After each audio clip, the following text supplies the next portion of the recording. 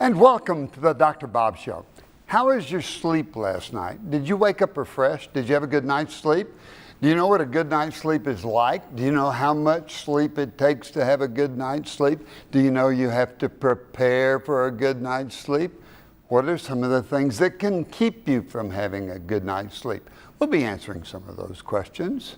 My guest is Dr. Chris Nolte. Dr. Nolte is a board-certified sleep specialist.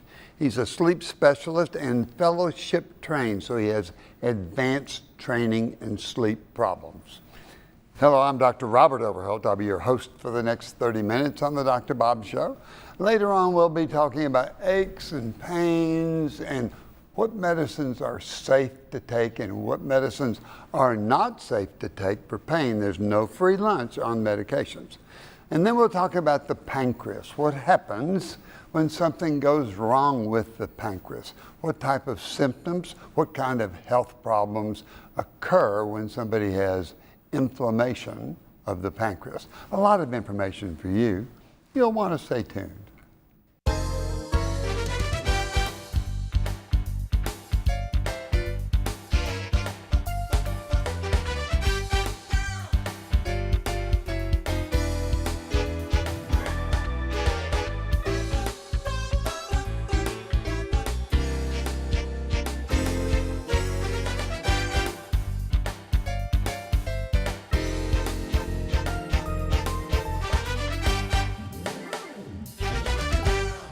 We're talking with Dr. Chris Nolte, board-certified sleep specialist, fellowship trained, and he knows just about all the answers there are to sleep problems. Chris, welcome to the Dr. Bob Show. Well, thanks for having me. So, how did you get interested in sleep medicine?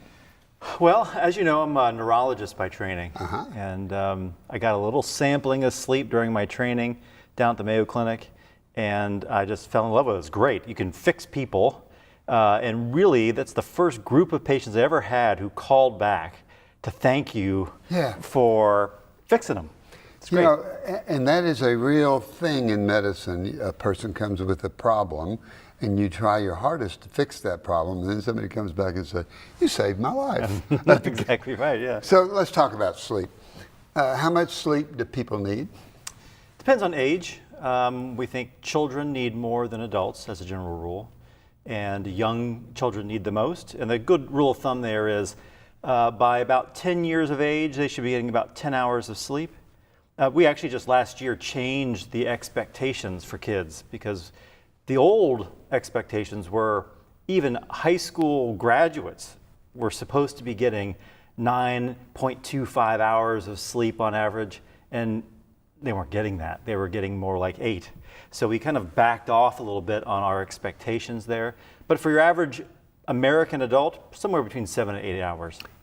If people don't meet that 7 or 8 hours frequently, what happens to the body? That's the number one thing that we deal with, all of us, I think.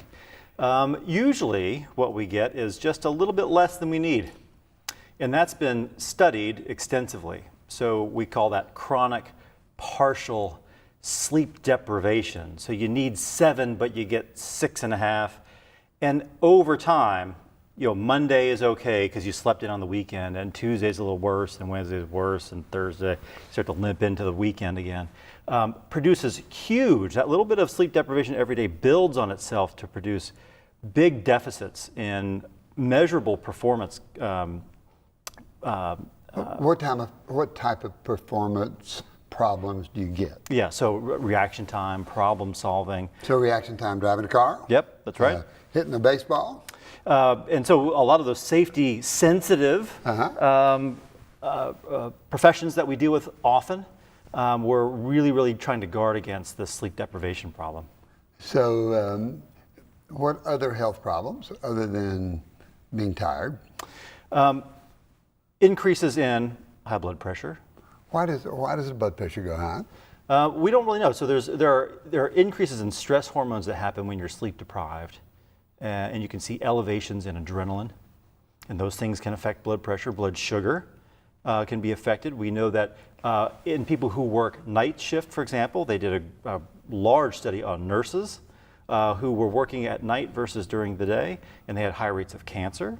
Whoa. and GI problems. In fact, you know, night shift work is actually considered a carcinogen by the World Health Organization. So when people, why we're messing up, what do we call that big word? We're messing up what rhythm? It's called the circadian rhythm. It's your body clock. And we think that when you are getting light at times that your clock doesn't want you to get them. So, for example, the person who works normally during the day, who gets pulled to fill in on a night shift, that over time starts to lead to health problems. Obesity, does that worsen if somebody is having sleep deprivation? That's probably the tightest link between sleep and weight is sleep deprivation, all cause. So whether that's you're up partying or you're working real hard or you're in bed a normal amount of time, but your sleep is poor quality because of sleep apnea or insomnia. Sleep deprived versus well rested people will eat identically until about 7 p.m. And then about thereafter they start to veer off. And what they choose to eat, how much they eat, varies in the sleep deprived group. I may be sleep deprived because I sure do like to eat after 7 p.m. That's when I attack the refrigerator and look for ice cream and look for something that tastes good when I would drink it and watch a sports event on television and that. So it would be something. How does a person know if they're getting healthy, good sleep? Let's say I went to bed at 11 and I got up at 6. That was 7 hours. So how do I know if I've gotten good sleep? Probably the best bet is how you function during the day, and do you feel the need to catch up on your sleep, say on weekends, for example. We have a lot of patients who get 5, 5.5, 6 hours of sleep, but you ask them how much sleep do they really need to feel well rested, and they'll say 10, 12 hours of sleep. And what they're basing that on is their recovery sleep on the weekends. They're sleeping much longer on the weekends than during the week. And I bet you, and then we do this experimentally, if they would get 6 hours instead of 5, 7 versus 6, that little bit every day, they wouldn't feel the need to sleep 12 hours on a Saturday. So in general, if you do studies and you put somebody to bed and you say, okay, you sleep until you wake up. Yeah, we call this sleep extension. And we say, well, you know, you need to get 20 minutes more, 30 minutes more every night. And oftentimes that by itself takes care of a lot of the bad sort of ill feelings that they get throughout the day, the lack of concentration, the moodiness. So how does the person know? You know, it gets down to, they've got to say, well, I'm irritable, I'm cloudy, I don't think as well. What if the person can't visualize that? How does the doctor analyze that with his studies? Yeah, well, we certainly can look at the sleep for problems, so medical problems that degrade the sleep quality. A sleep test environment is not your normal bedroom environment. Yeah. So sometimes it's difficult to know really what goes on in the patient's own home sleep environment based on what you see in your idealized setting. It's cool, it's dark, you don't have a bed partner who's snoring next to you, you don't have pets or kids in the bed with you. Oftentimes, those patients, their sleep, when you pull them out of that home situation, is perfect. They don't have a problem with their sleep. It's their environment that's the problem. And so that's what you can often see on your test. If somebody were to come to you, a sleep specialist, and say, teach me how to sleep, in 2 minutes, what would you, 1, 2, 3, 4, 5, advise them to do? If they're having trouble, I always say focus on the wake-up time, not the bedtime. That's probably the biggest difference from what most patients will come to me with. They're so focused on their bedtime, and I tell them, forget that. Focus on the wake-up time and keep that consistent. Go to bed at nighttime when you're tired, and if you can't fall asleep, you have to get out of that environment and go into a common area of the house, like the den. Do something boring. We call this the boring book technique. Read something, flip through a magazine, something mindless, but keep that, what we call sleep hygiene, good. Make sure the environment is cool and dark and quiet. How cool? Well, sometimes it's a personal preference. They did look at this experimentally, and good sleepers had really cold bedrooms, somewhere between 60 and 65 degrees, which is much colder than most people sleep. And so darkness, Darkness. So what happens if there's the little blue lights that are all around the room? The worst, yes, the worst lights. We always try to say, if you're going to, even if you need a night light, a lot of people need night lights if they need to get up and go to the restroom. They should be amber in color and not blue. Our eyes are most sensitive to those blue wavelengths, and those have the biggest influence over your body rhythm. Do people in general know if they sleep well? If you take a history on 1,000 people and you say, have you slept in the last 5 months? Well, they give you pretty good, honest answers? Remarkably, no. You can certainly tell if you feel rested when you wake up. What often happens is the bed partner gives a quite different story than the person themselves, whether that be snoring or movements or acting out dreams. Oftentimes the person wakes because their body rhythm is trained. They get up, and then half an hour later, they are ready to go right back to bed again. Bingo. Because they did not rest well. Is snoring a big problem in sleep? It seems like everyone snores. Yeah. Does sometimes it become a medical hazard? It does, yeah. And that's what we're going to be talking about. What happens? Almost everybody snores, at least at some time. And if the snoring becomes where it harms your health, how do you know? And what can we do about it? And what are some of the new treatments? A lot of information. It's really very, very exciting. You'll want to stay tuned. We're talking with Dr. Chris Nolte, and this is my elephant nose. Actually, this is a CPAP machine, and we'll be talking about different types of CPAP machines and how they're not as difficult as you think they really are. So we started discussing snoring and where snoring played a part in our health. So Chris, you said almost everybody snores. Do they? It's very, very common. Sometimes it's an indicator of something more serious, sleep apnea. It kind of depends on what level the snoring originates from. In East Tennessee in particular, with a lot of allergy, we have a lot of stuffy noses, people with structural problems in their nose, crooked noses and broken noses, and that can be a source of snoring.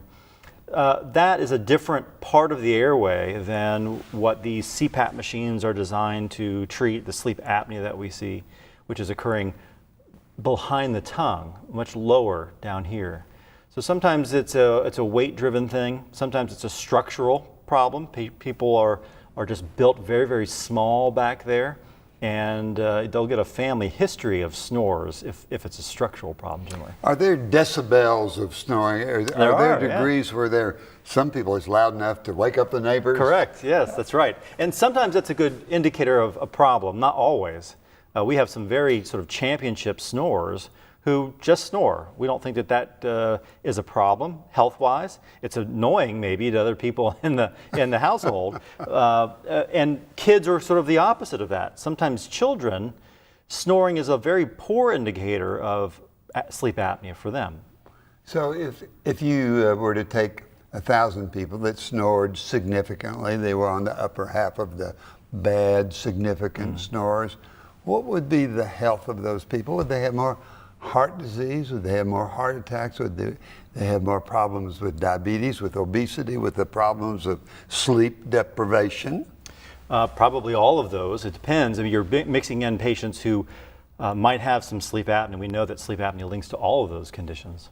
So if somebody's bedmate says, "You snore, and you're keeping me awake," is that the time where somebody goes to seek help?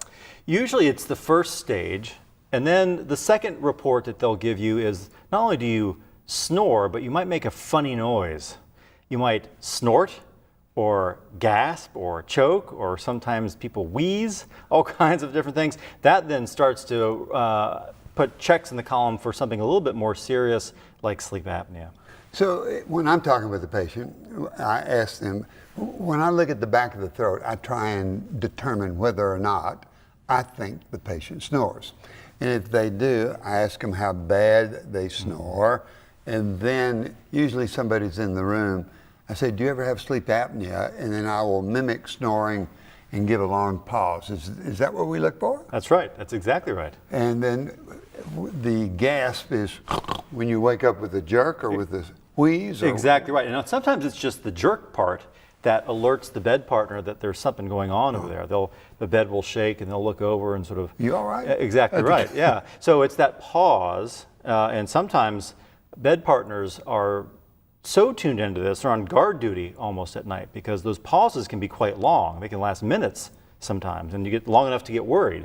So if somebody has obstructive sleep apnea, means stop breathing during sleep, how dangerous does it get? At what point?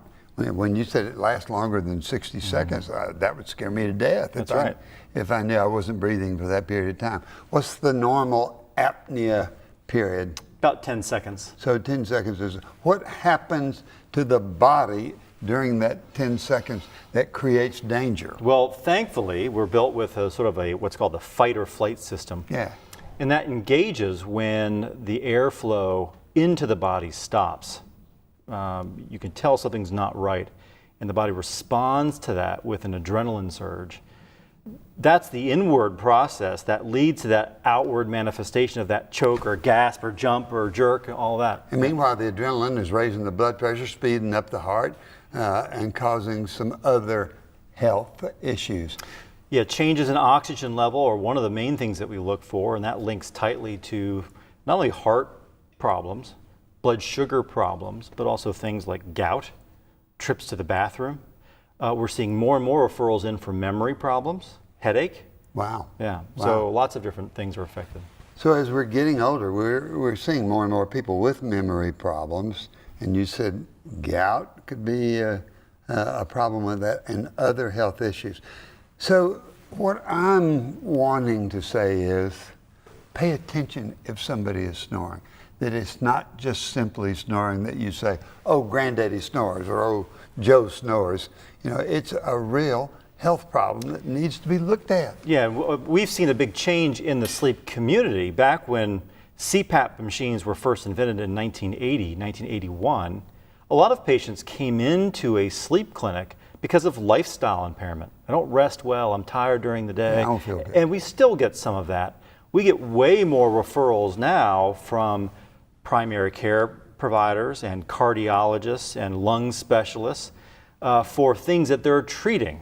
Before they just put you on a blood pressure pill, often they will ask if you snore and maybe send you in for a sleep study. If you've had a stroke or a heart attack, they'll often include sleep testing as part of the overall evaluation as to why did that happen to you, and we're trying to prevent another one.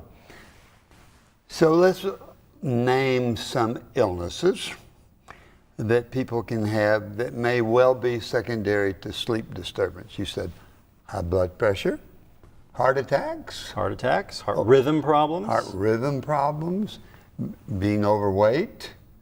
Obesity is a big one. Any other? And diabetes we talked about. Diabetes. What we call mild cognitive impairment and strokes. That's memory problems, strokes, seizures. So a lot of neurologic problems now link to breathing problems at night. So I would think if you took 100 people and you took 100 groups of 100, a whole bunch of them would have these problems that would need sleep evaluation. Do you have to go into a sleep room in order to do that? How do you do a sleep study? The old way of doing it was exactly that. You came into a very controlled environment, and we monitored your sleep and your breathing and lots of different parameters, and that is a true sleep study. If the concern is really just for sleep apnea, this breathing problem, there is a home test that looks just at sleep apnea. So it will look for spells where there is no breathing for a period of time, like 10 seconds or a minute. And drops and recoveries in the oxygen level. So if somebody has obstructive sleep apnea, and I'm trying to get to this part of this show, you place some of those, most of those, on a CPAP. What is a CPAP and how cumbersome is it? Well, so what sleep apnea is just a relaxation of these muscles behind the tongue, such that that tongue gets closer and closer and closer to the back of the throat till it rests on there.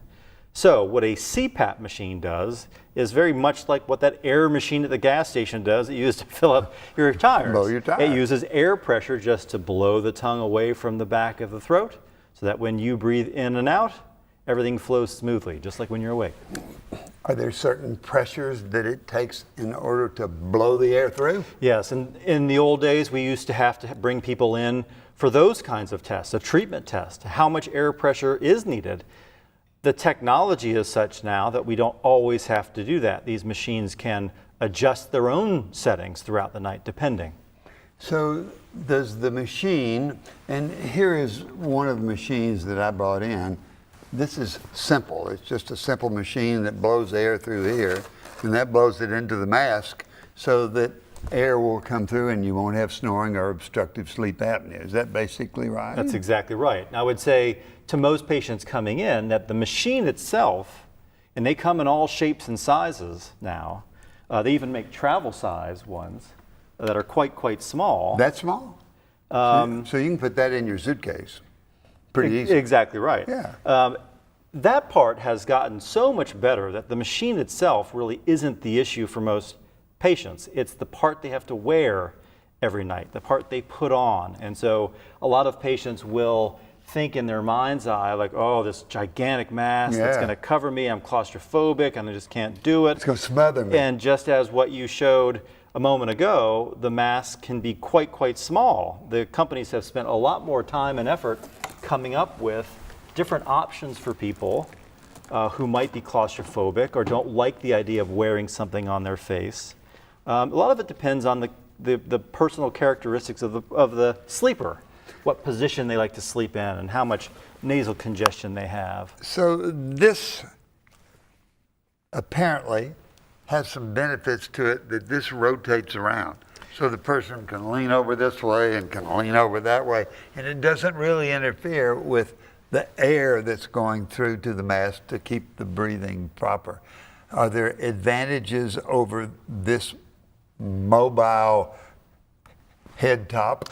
Well, yeah, so a lot of the patients will prefer a nice small mask, but one of the downsides of those is they're very particular about alignment. And if you're pulling this hose across you as you roll away from your nightstand, say, oftentimes it starts to pull on the mask itself and dislodge the mask, cause it to leak.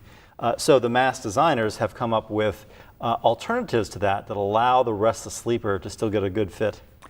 Do you have a computer inside the machine that tells you how long you're sleeping, how long you're using it, when there are leaks in there? Does it tell just about everything that's going on? Yeah, that part they've really done a great job with increasing the intelligence of these machines. So what I do every time I see patients back in for return visits is we download the CPAP machine, we review a report that it prints out, all about your apnea control and about how well the mask fits and are you using it the appropriate amount. So it just really pretty much tells you, is there any cheating that the patient can do? There's no cheating, not anymore. Chris Nolte, this has been an exciting show for me. It's been exciting because snoring is such a big problem and sleep is such a big problem. And you've told us what it takes to be able to sleep well. And if you have trouble with snoring, don't be afraid of it. Don't be afraid of a mask. They make them like they're what I call a POC, a piece of cake. So thanks for coming to the Dr. Bob Show. Thank you.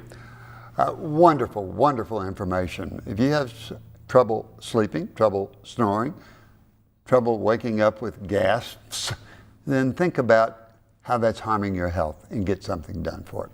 And now we're going to talk a little bit about pain medications and the pancreas. Don't have a lot of time, but I'm going to throw out some information for you. You'll want to stay tuned.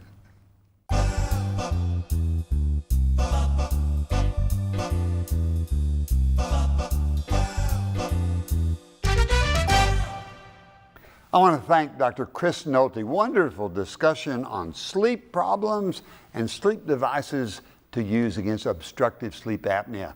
And now for questions from you, the viewer, that I think will be important to your health. Dr. Bob, how do I know what pain medication to use when I go to the drugstore? Great question. There's 3 basic pain medications that you can use. Number 1 is Tylenol. That's acetaminophen. It does a good job of telling the brain you're not hurting as much as you are. Side effects, take too much of it, it can bother your liver. Ibuprofen, NSAIDs, non-steroidal anti-inflammatories, excellent against inflammation of joints and sore joints that you have. Does an excellent job, irritates the stomach. So sometimes people get heartburn, acid indigestion, and can get GI bleeding. And the third one is aspirin. Good medication, does a good job, but it also irritates the stomach. Then we get into the hydrocodone medicines. If you can avoid those at all costs, please do, because they can become addictive.